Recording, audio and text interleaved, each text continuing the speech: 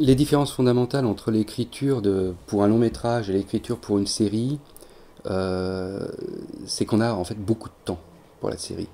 Alors on ne sait jamais combien de temps, parce que ça peut très bien s'arrêter au bout de quelques épisodes, au bout d'une saison, ou au contraire courir davantage que ce qu'on imaginait. Mais ce qui est certain, c'est qu'il faut définir très très précisément le ton, les lieux, les personnages. À la limite, on pourra en rajouter par la suite, si vraiment il y a des saisons supplémentaires, par exemple. Mais il faut définir un cadre extrêmement précis qui notamment permette de donner un ton original. Alors, tout ça, c'est extrêmement codifié dans une sorte de mode d'emploi qu'on appelle la Bible et qui donne un cahier des charges à tous les scénaristes qui vont travailler sur une série. Parce que là aussi, c'est un point différent, c'est qu'une série, généralement, est scénarisée par plusieurs personnes. De la même façon que les épisodes sont tournés, réalisés par différents réalisateurs. Il n'y a jamais que les acteurs en fait, qui ne bougent pas. Mais par contre, le public, lui, ne doit pas sentir ces différences-là. Il doit juste assister à une très très longue continuité sur plusieurs mois ou plusieurs années. Du coup, il faut que ce soit parfaitement codifié en amont. Euh, cette Bible va être d'ailleurs améliorée, enrichie au fur et à mesure s'il y a besoin.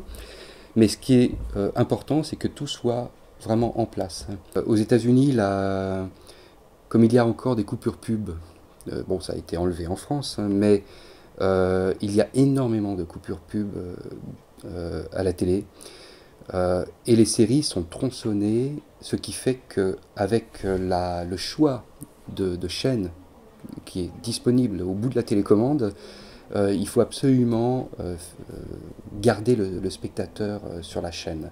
Donc du coup, on est obligé, dans ce cadre vraiment particulier, c'est donc moins le cas en France, d'avoir de mettre par exemple un cliffhanger, une attente, de mettre un personnage en danger, ou de mettre une grande interrogation ou un retournement de situation, quelque chose qui éveille une curiosité ou un intérêt pour le spectateur juste avant la coupure, de manière à ce qu'il reste parce qu'il veut connaître la suite.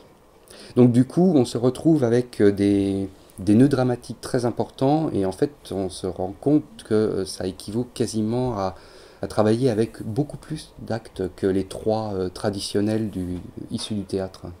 Il peut y avoir des différences d'écriture entre les genres, dans le sens où par exemple, si on veut vraiment faire un récit d'action, on va pas du tout avoir le même type de dialogue que pour un drame psychologique, tout simplement parce que pendant les scènes d'action, qui doivent être disséminées un petit peu sur tout le récit, parce que les gens bon, finalement ont payé une place pour voir ça, pour voir du mouvement, pendant une scène d'action, on ne peut pas tellement parler.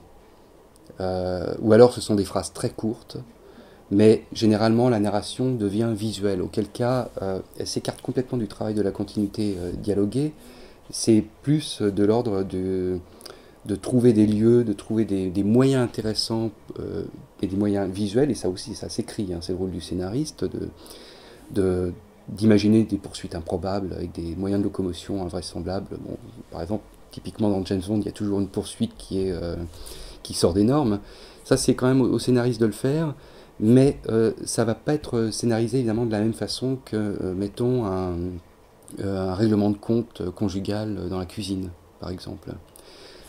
De la même façon, si on travaille sur le polar, on va par contre avoir tendance assez souvent à avoir pas mal de dialogues, euh, mais pas toujours. Il y a des personnages extrêmement silencieux dans certains polars. Si on regarde Drive par exemple, le personnage n'a, pendant le premier quart d'heure ne dit rien. Et même après, il a quasiment aucune ligne de dialogue. Parce que, et ça c'est une tradition aussi de la littérature de polar, le personnage se définit par ses actions et non pas par des explications, par de la psychologie qui est posée à l'écran ou exprimée dans le roman. Il est parce qu'il fait ou parce qu'il bouge. Ça va jouer sur l'écriture du scénario dans le cadre du film noir ou du polar ou du néo-polar. Un dialogue qui sonne juste, c'est un dialogue qui curieusement n'est pas forcément un dialogue véritable que l'on peut entendre. C'est ça tout le paradoxe du dialogue, c'est que on essaye toujours de faire un dialogue, d'un dialogue qu'il soit naturel. Mais c'est complètement faux. Il suffit d'enregistrer une conversation, on invite des amis, on est dans un café, on enregistre la conversation, on va s'apercevoir que les phrases sont mal construites, qu'on n'arrête pas de se couper la parole, que les termes utilisés sont approximatifs, qu'il y a plein de coupures, bref, ce sont des très mauvais dialogues. On met cela dans une continuité dialoguée, c'est une horreur. En fait, une continuité dialoguée, un bon dialogue, c'est un dialogue qui paraît naturel, mais qui est totalement idéalisé. Un des exemples les plus flagrants, c'est le fameux réalisme poétique des années 30 avec les films de Carnet. Les dialogues sont de Prévert, ils sont très beaux, mais ils sont absolument pas naturels, et surtout qu'en plus, ils sont dits volontairement par des gens du peuple, et c'est pas comme ça qu'ils s'expriment. Là, on rejoint quand même une certaine tradition théâtrale où même les personnages les plus secondaires ou les serviteurs s'expriment avec des termes qui sont pas du tout les leurs et qui sont finalement assez proches des lignes de dialogue des rois, princes ou autres qu'ils servent. Donc le dialogue est faux.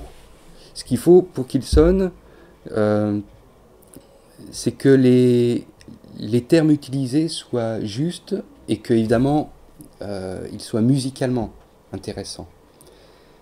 Si possible aussi que les phrases soient pas trop longues. Théoriquement, il y a un certain nombre de règles, là encore une fois, on n'est pas obligé de les respecter, mais très souvent on peut lire que le dialogue ne doit pas excéder 3 lignes. Alors il y a une raison à ça aussi, c'est que si un dialogue est vraiment très très long, ça gêne le travail de réalisation parce qu'on est obligé d'avoir une caméra relativement fixe, stable, finalement assez morte sur le personnage ou en contre-champ sur la personne qui écoute. Mais c'est pas très dynamique. Ça peut passer à la limite au théâtre, mais en cinéma, c'est beaucoup moins pertinent parce qu'il y a l'aspect visuel qui a une importance bien supérieure. Et du coup, il vaut mieux couper et avoir des dialogues plus courts de manière à dynamiser l'image et le montage.